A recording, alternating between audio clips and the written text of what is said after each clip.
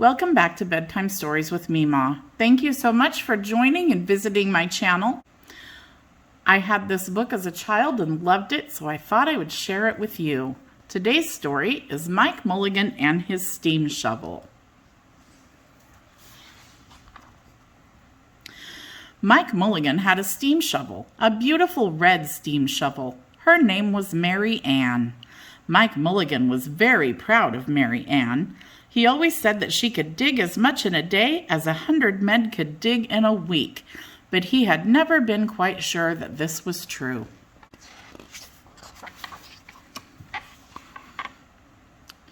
Mike Mulligan and Mary Ann had been digging together for years and years.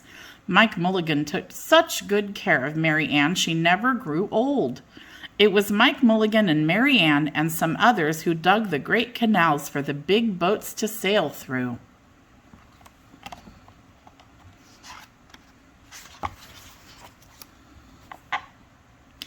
It was Mike Mulligan and Mary Ann and some others who cut through the high mountains so that trains could go through.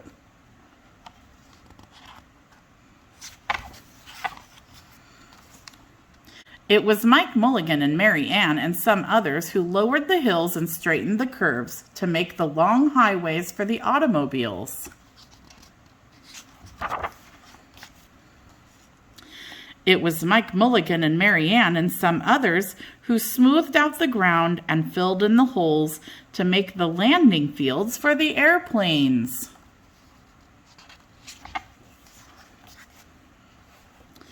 And it was Mike Mulligan and Mary Ann and some others who dug the deep holes for the cellars of the tall skyscrapers in the big cities. When people used to stop and watch them, Mike Mulligan and Mary Ann used to dig a little faster and a little better. The more people stopped, the faster and better they dug. Some days they would keep as many as 37 trucks busy taking away the dirt they had dug.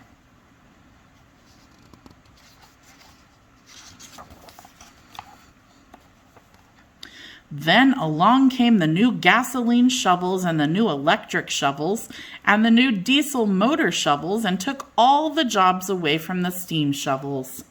Mike Mulligan and Mary Ann were very sad. No steam shovels wanted.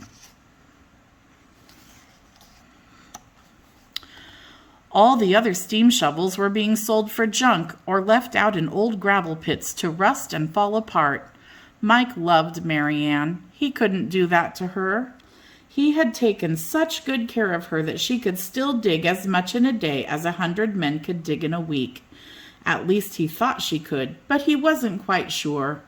Everywhere they went, the new gas shovels and the new electric shovels and the new diesel motor shovels had all the jobs. No one wanted Mike Mulligan and Mary Ann anymore. Then, one day, Mike read in a newspaper that the town of Popperville was going to build a new town hall. "We are going to dig the cellar of that town hall," said Mike to Mary Ann, and off they started. They left the canals and the railroads and the highways and the airports and the big cities where no one wanted them anymore and went away out in the country. They crawled along slowly up the hills and down the hills till they came to the little town of Popperville.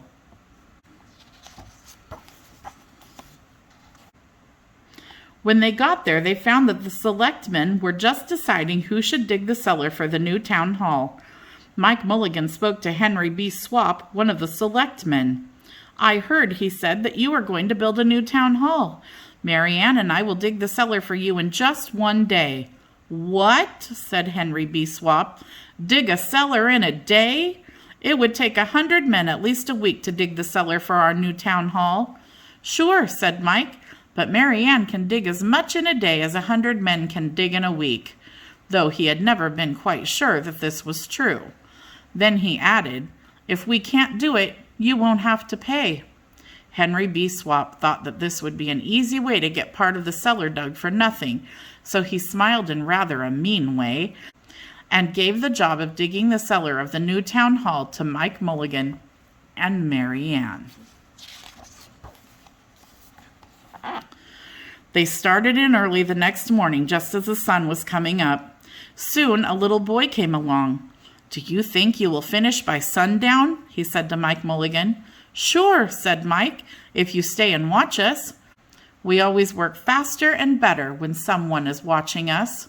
So the little boy stayed to watch.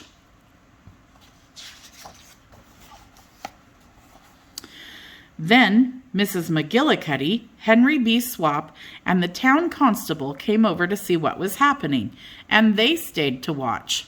Mike Mulligan and Mary Ann dug a little faster and a little better.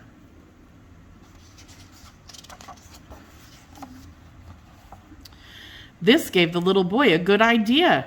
He ran off and told the postman with the morning mail, the telegraph boy on his bicycle, the milkman with his cart and horse, the doctor on his way home, and the farmer and his family coming into town for the day, and they all stopped and stayed to watch.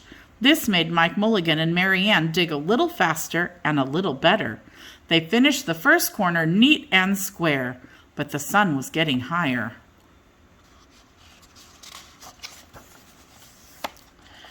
Cling, cling, cling! The fire department arrived.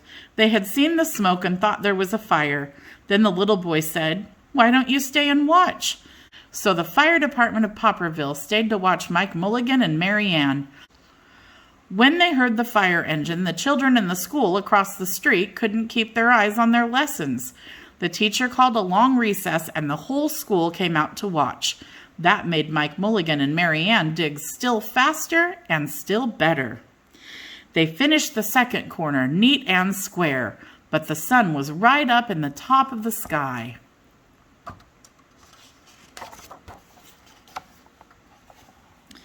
Now the girl who answers the telephone called up the next towns of Bangerville and Bopperville and Kipperville and Copperville and told them what was happening in Popperville. All the people came over to see if Mike Mulligan and his steam shovel could dig the cellar in just one day. The more people came, the faster Mike Mulligan and Mary Ann dug. But they would have to hurry. They were only halfway through, and the sun was beginning to go down. They finished the third corner, neat and square.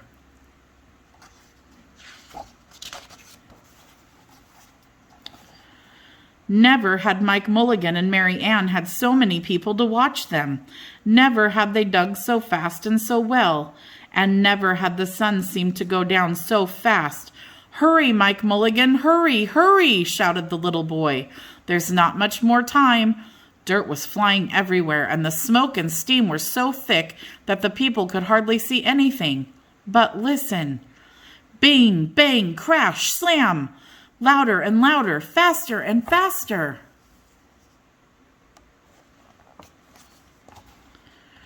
Then suddenly it was quiet. Slowly the dirt settled down, the smoke and steam cleared away, and there was the cellar, all finished. 4 corners, neat and square, 4 walls straight down, and Mike Mulligan and Mary Ann at the bottom, and the sun was just going down behind the hill. "Hooray!" shouted the people. "Hooray for Mike Mulligan and his steam shovel. They have dug the cellar in just one day."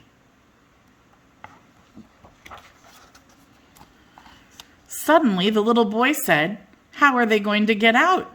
"That's right," said Mrs. McGillicuddy to Henry B. Swap. "How is he going to get his steam shovel out?" Henry B. Swap didn't answer, but he smiled in rather a mean way. Then everybody said, "How are they going to get out?" "Hi, Mike Mulligan, how are you going to get your steam shovel out?"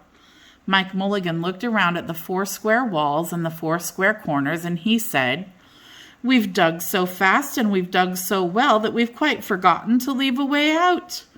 Nothing like this had ever happened to Mike Mulligan and Mary Ann before, and they didn't know what to do.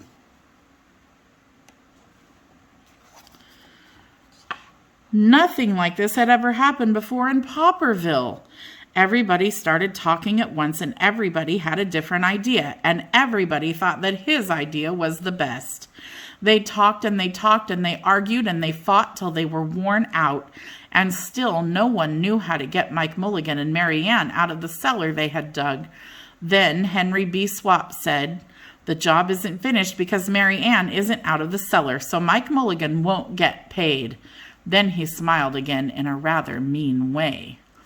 Now the little boy, who had been keeping very quiet, had another good idea. He said, "Why couldn't we leave Mary Ann in the cellar and build the new town hall above her? Let her be the furnace for the new town hall, and let Mike Mulligan be the janitor. Then you wouldn't have to buy a new furnace, and we could pay Mike Mulligan for digging the cellar in just one day."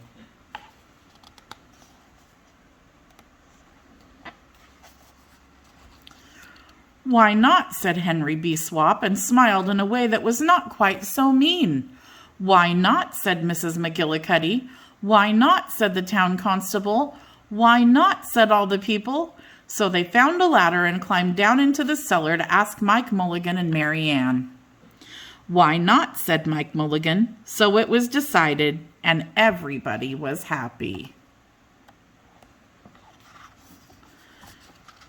They built the new town hall right over Mike Mulligan and Mary Ann. It was finished before winter. Every day the little boy goes over to see Mike Mulligan and Mary Ann, and Mrs. McGillicuddy takes him nice hot apple pies.